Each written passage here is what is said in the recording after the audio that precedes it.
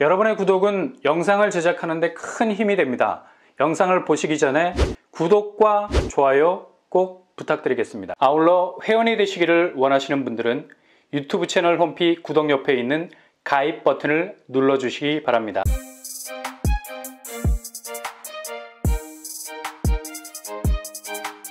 안녕하세요. 뻔뻔한 북덕방입니다. 이건 거의 빅뱅이라고 불러도 좋죠. 그냥 미어 터지기 시작하고 있습니다.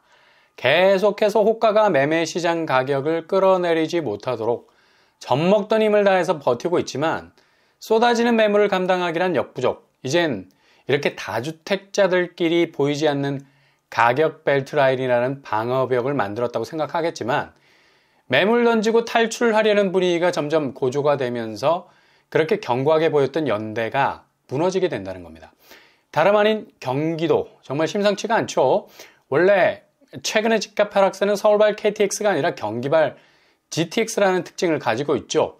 중심이 아닌 변방에서 뚝이 급격하게 무너지기 시작하면서 전방위적으로 그 궤적을 틀어버리는 아주 특이한 모습을 보이고 있는데요.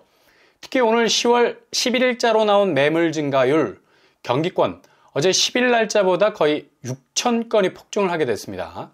기록지에도 워낙 매물이 터지고 있으니 5% 증가라는 빨간불이 들어온 거고요. 아마 경기권 매물이 이렇게까지 그것도 하루 사이에 폭증한 적은 없을 겁니다.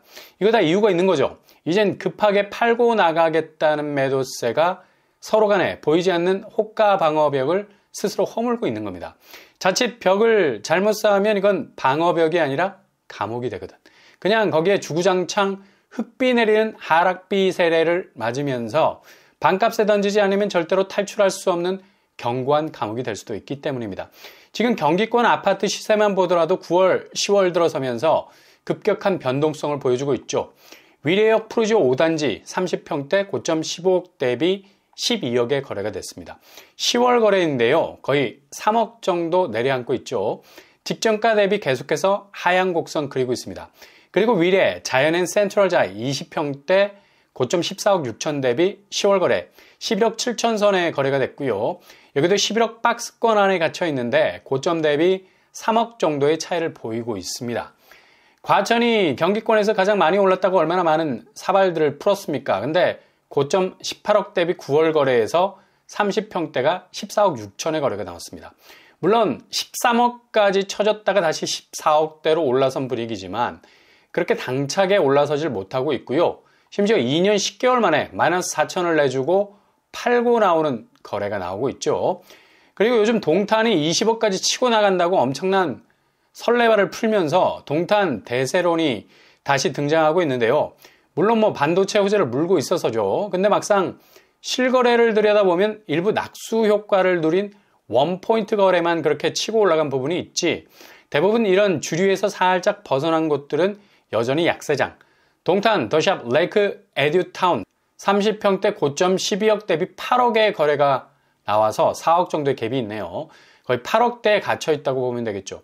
그리고 내년 GTX 호재를 불고 있는 파주, 여기도 얼마 남지 않은 광역교통망 오픈으로 집값이 뜰 거라고 분위기를 띄우는데 실제로 파주는 초역세권역이 아니면 교통호재 낙수 효과는 미미한 편. 한울마을 벽산 블루밍 30평대 고점 6억 5천 대비 3억 6천으로 거의 반토막 시세를 그대로 유지하고 있는 상황입니다. 연말로 갈수록 경기권 아파트는 고금리 삭풍을 정면으로 맞으면서 다시 한번 크게 흔들릴 것으로 보이고요. 인천 역시도 매물 증가량이 거의 장난이 아니죠. 오늘 날짜 기준 10월 11일에 3만 1000건을 넘어서서 전날 대비 1000건 이상이 늘어나는 5% 증가율을 보이고 있습니다. 송도 마리나베이 30평대 고점 12억 대비 여전히 여기는 직거래 제외하고도 반토막 수준입니다. 6억대 거래. 송도는 거의 헤어나오지 못할 늪에 빠진 것으로 보이죠. 이렇게 실거래가가 받쳐주질 못하니까 이제 매물이 폭증하면서 눈치 싸움을 이어가면서 동시에 던지고 나오려는 분위기가 점점 고조가 되고 있습니다. 서울 매물 역시 오늘 10월 11일 날짜로 전날 10일에 비해서 거의 2,000건 이상이 폭증을 했습니다. 74,955건, 거의 다시 75,000건으로 가고 있죠. 그동안 서울의 일별 매물 현황을 보면 추석 연휴와 함께 7만 건으로 훅 떨어졌다가 지금 다시 정점을 찍었을 당시에 7만 5천 건으로 돌아가고 있습니다. 한마디로 여의치 않다는 얘기죠. 이건 얻다 뺐다 엄청난 눈치 작전이 벌어지고 있는 건데 아니 왼쪽 주머니에 있는 걸 오른쪽 주머니로 넣는다고 뭐가 달라지나? 그냥 똑같은 겁니다. 뭐가 똑같아요? 거래량이라는 상수가 존재하죠. 오늘 날짜로 올라온 서울 아파트 거래량은 거의 초전박살. 8월은 3,800건을 확정이 난 거고요. 아니 그렇게 특례다, 주담대 50년이다, 천문학적인 자금이 대출을 통해 실행이 됐는데도 고작 8월 거래가 4,000건도 미치지 못했다는 건 상당히 심각한 거래 실종 현상이 지속이 되고 있다는 거죠. 그리고 9월 거래도 심각한 지표로 나올 것으로 보이고요. 지금 2,600건 정도인데 8월을 능가할 만한 모습은 보이지 않죠. 심지어 강남구, 서초구, 송파구 거래량은 거의 쫄아붙었다 해도 과언이 아닐 만큼 8월에도 그리 큰 반전을 이루지 못하고 계속해서 거래가 끊어져 가고 있는 상황입니다. 노원구, 갭투자가 2030 위주로 집중이 됐던 곳인데 제일 거래도 많았던 곳이고요. 여전히 고전을 면치 못하고 있죠. 8월 거래도 그리 눈에 띄는 수치를 보여주지 못하고 있습니다. 이렇게 거래가 죽어나가고 있으니 매물은 그냥 파리만 날리게 생긴 겁니다. 어제 IMF에서 한국의 경제 전망치를 내년 0.2% 하향 조정을 했습니다. 올해는 종전들이 1.4%로 유지를 시켰고요.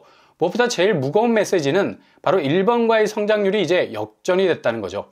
길고 긴 침체에서 일본이 벗어나고 있는 건 그만큼 부동산 버블을 극강으로 경험하고 이제 조금씩 퇴락한 경기 회복세를 보이기 시작하는 건데 자칫 한국이 20년 전 일본 버블을 그대로 재현하고 있을 정도로 비슷한 구도로 가고 있어서 이렇게 경제 성장률이 일본과 뒤바뀐다는 것 자체가 굉장한 경제적 침체로 가는 전조현상을 그대로 드러내고 있는 거고요. 무엇보다도 미 연준의 입장을 그대로 대변하듯이 긴축 기조를 장기간 유지해야 할 만한 물가 상승세 강력하게 지적을 하고 있죠. 이렇게 지금 상당한 집값 하방 압력은 온 세상 모든 걸 끌어당기는 중력처럼 피할 길이 없는 그냥 모든 곳에 적용이 되는 물리법칙이 다 되어가고 있습니다. 그럼에도 불구하고 1년간 신규 부채는 100조 원이 넘어가고 있고요.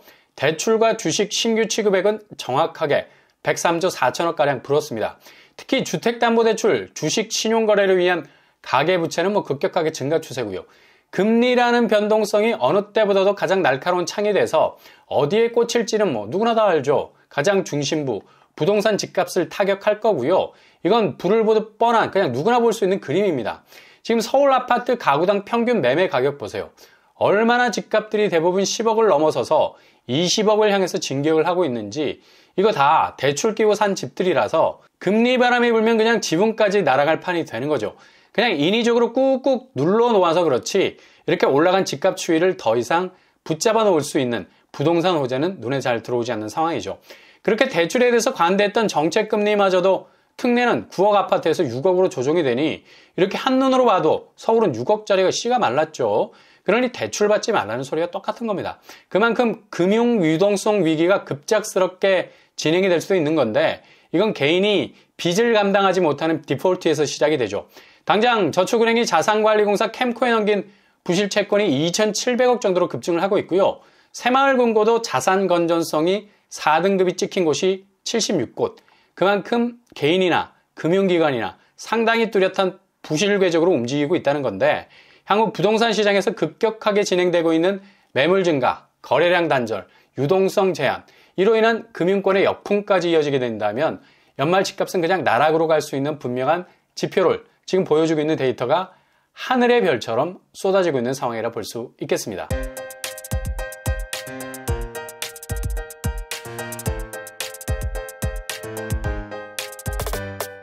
오늘의 부동산 캐리커처, 지금 경기권이 상당히 불안정하죠. 중심에서 변방으로 가는 게 아니라 이젠 변방에서 중심, 중심에서 변방. 상호작용이라는 부동산 궤적을 가지기 때문에 사방이 흔들릴 수 있는 아주 중요한 분기점에 와 있습니다. 왜 이런 심각한 지표들이 잘 드러나지 않는가?